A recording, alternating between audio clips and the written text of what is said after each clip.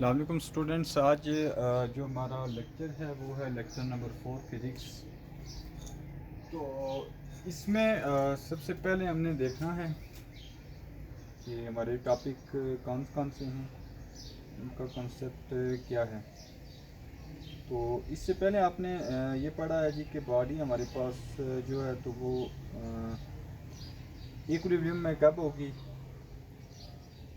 तो उसके बाद जो हमारा टॉपिक है वो जी कि centre of mass, centre of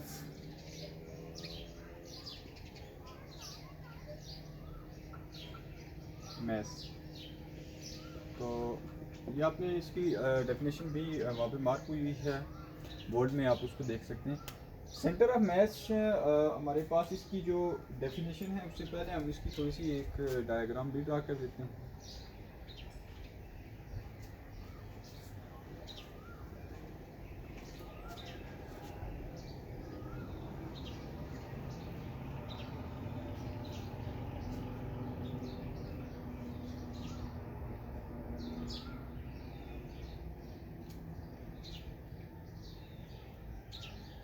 तो ये कह रहा है जी कि centre of mass of a body is a point, such a point with an applied force cause a system to move without rotation। कि वो हमारे पास पॉइंट होगा सेंटर ऑफ मास कि जब हम किसी भी बॉडी के ऊपर वो फोर्स लगाएं तो वो उसको मूव तो करवाए लेकिन रोटेट ना करवाए। अब ये हमने देखना है जी कि कौन सा वो पॉइंट होगा जहाँ पे हम इसको, अगर जैसे ये देखें, ये बॉडी है हमारे पास, एक हैवी बॉडी और एक जो लाइटर बॉडी है, दोनों को हम आपस में कनेक्ट कर देते हैं। ठीक है, दोनों को कनेक्ट किसी एक रॉड की मदद से करते हैं। अब वो जो पॉइंट होगा, फर्ज करें यहाँ पे है वो पॉइंट कि जब हम इसके ऊपर फोर्स लगाएंगे तो ये इसको मूव तो करवाए, इस तरह से मूव तो हो लेकिन ये रोटेट ना हो। तो वो जो पॉइंट होगा बेसिकली वो हमारे पास क्या होगा, सेंटर ऑफ मास होगा। फिर इसके बाद हमारे पास जो आता है वो आता है जी कि centre of gravity. Centre of gravity हमारे पास क्या है, तो सेंटर ऑफ ग्रेविटी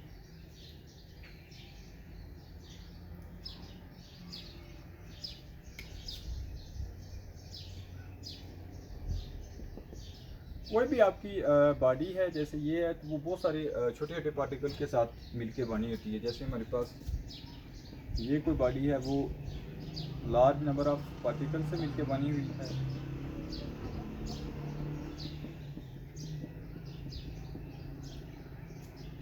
अब ये है कि ये फोर्सेस जो है ना, जो फोर्सेस लगा रही हैं आपस में पैरेलल डाउनवर्ड डायरेक्शन में। जैसे ये नीचे की तरफ लगा रही है, सब पार्टिकल फोर्सेस लगा रहे हैं डाउनवर्ड डायरेक्शन में।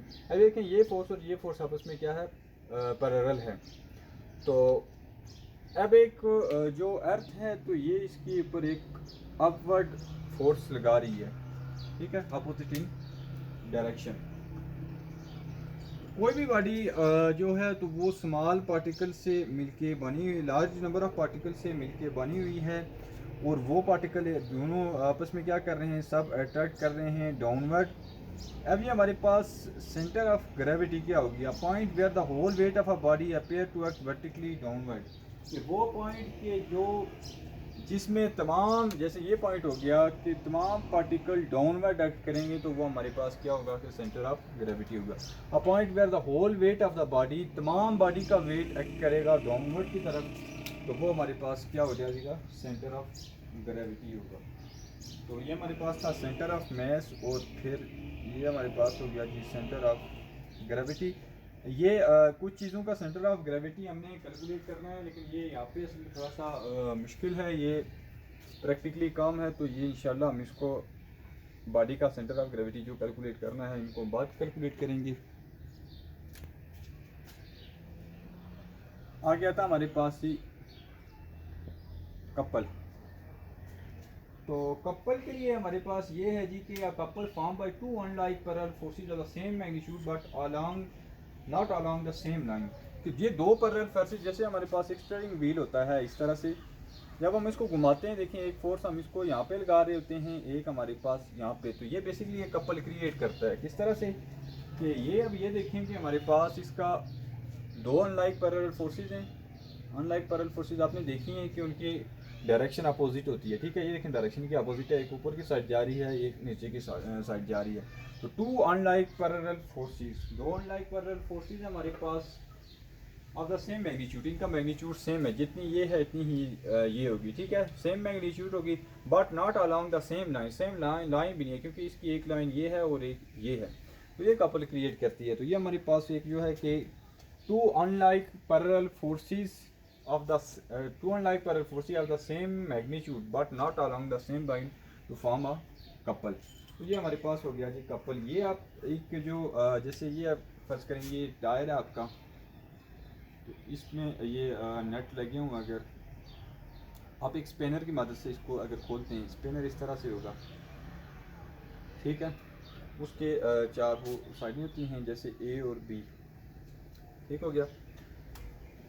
अब ये हमारे पास ये है जी कि इस स्पेनर ये उसका हो गया ओरिजिन, और ये जो साइड होगी ये बेसिकली जाके उसको खोलेगी। तो यहाँ से हम इसके ऊपर क्या करेंगे कि फोर्स लगाएंगे, ये इसका हो गया ओरिजिन। ये फर्ज करते हैं यहाँ पे कनेक्ट है, ठीक है।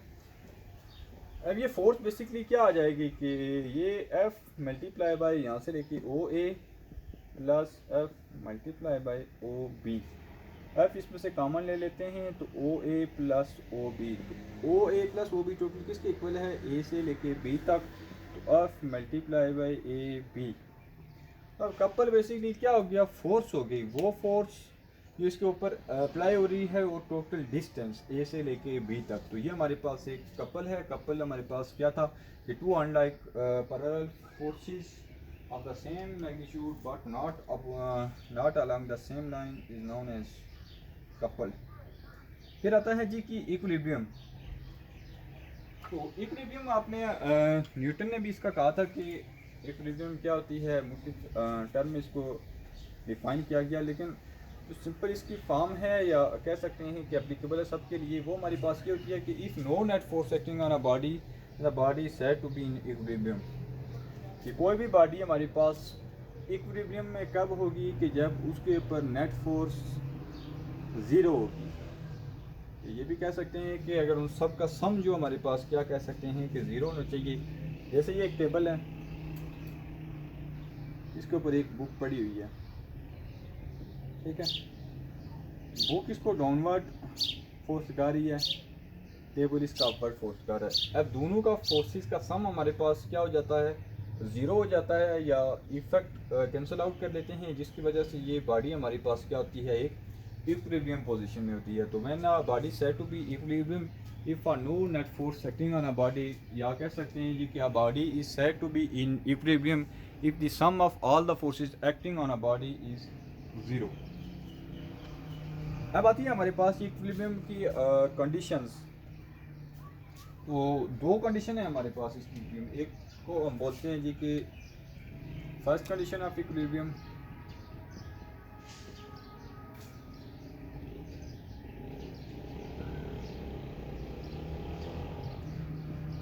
और एक हमारे पास अभी के second condition of equilibrium.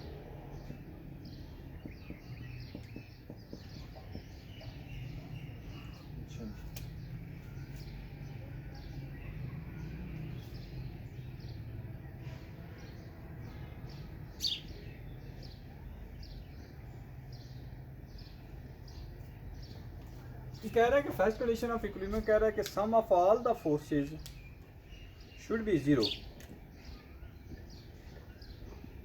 Some of all forces acting on a body should be zero.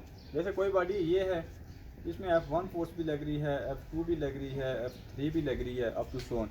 अगर ये सब फोर्सेस का सम हमारे पास, लेट्स से अगर m फोर्सेस का सम है तो वो ज़ीरो हो जाता है, या हम समीशन सम के लिए भी यूज़ करते हैं, summation F equal to zero हो जाता है। तो ये हमारे पास बॉडी क्या आ जाएगी, हमारे पास बॉडी हो जाएगी जी के रेस्ट में। तो फर्स्ट कंडीशन ऑफ इक्विलिब्रियम हमारे क्या कहते हैं कि sum of all the forces acting on a body is should be zero, then the body is said to be in equilibrium. या हम ये भी कह सकते हैं कि अगर कोई बॉडी के कंपोनेंट हैं, जैसे ये है, यहाँ पे फोर्स लग रही है, ये इसका x कंपोनेंट है, ये y कंपोनेंट है, तो summation of F of X भी ज़ीरो होना चाहिए and summation of F of Y भी ज़ीरो होना चाहिए, then the body is said to be in equilibrium. इसके ऑल कंपोनेंट का सम हमारे पास क्या होना चाहिए, जीरो होना चाहिए। तो तब हमारे पास जो बॉडी है तो वो किस में होगी कि इक्विलिब्रियम में होगी।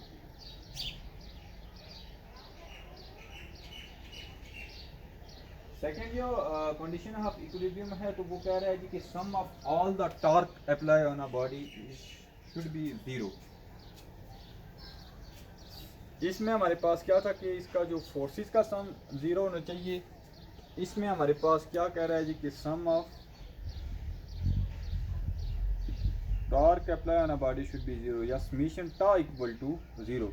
ये कोई बॉडी है उसके ऊपर अगर मुख्तलिफ टा अप्लाई हो रहे हैं, मुख्तलिफ किस्म का उसमें टॉर्क अप्लाई हो रहा है, तो उन अगर सारों का हम क्या करें, सम करें, तो वो अगर सारा ज़ीरो हो जाए तो वो हमारे पास क्या आ जाएगी, बॉडी हमारे पास इक्विलिब्रियम में हो जाएगी।